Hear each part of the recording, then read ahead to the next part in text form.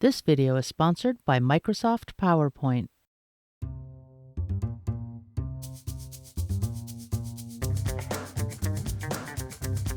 I'm going to tell you to make your writing easy. And by that, I don't mean idiotic. You don't have to write for a 4-year-old.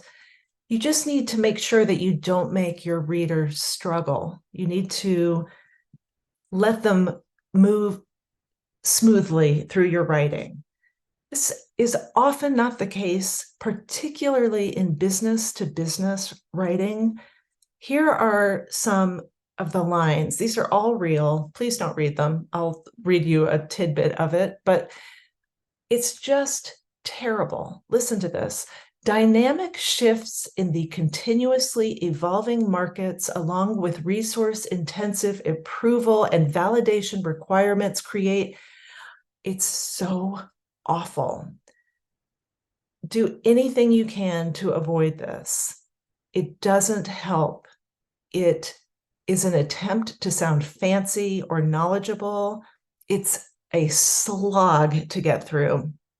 I had a client that wanted me to improve some white paper copy. Even white paper sounds really boring, doesn't it? But anyway, this is one of the sentences they gave to me. Optimizing revenue team performance is a top priority of organizations across industries. It took me a while to even understand what that means, but when I did, I changed this to, yes, your sales and marketing teams can work together. So much more compelling.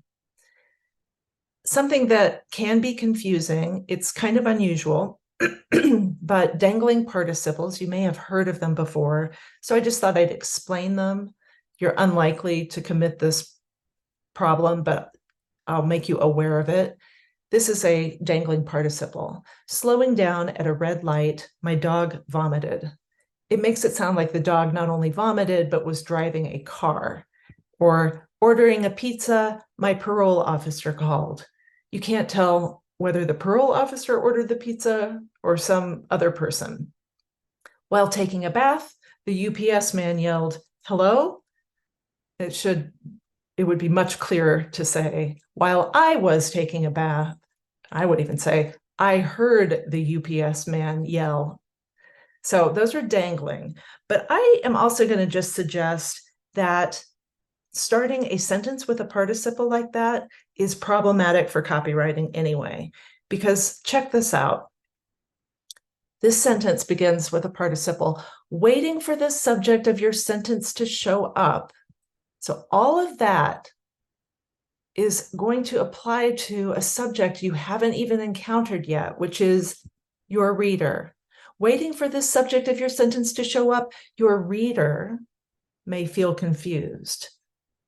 So I would try to immediately show your reader who's doing the action.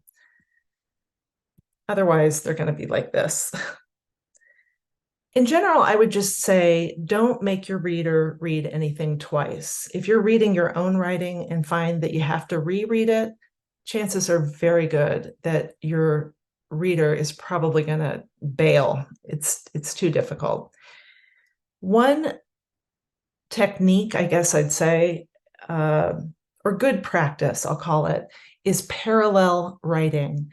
This applies mostly to bullets, but also to series in your writing, and I'll explain what I mean.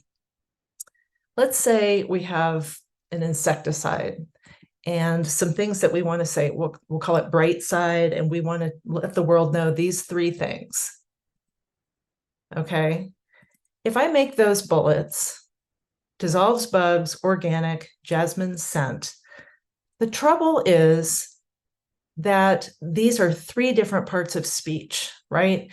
Bright side dissolves bugs. Dissolves is a verb, bugs is an object. Then the next bullet is an adjective. And the third bullet is something that bright side has. So even though we can figure this out, it's kind of heavy lifting for our brains. And so best practices are to make these parallel.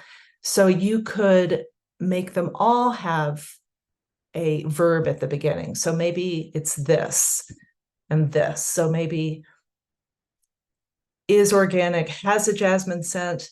Not bad. I might change that to smells like jasmine.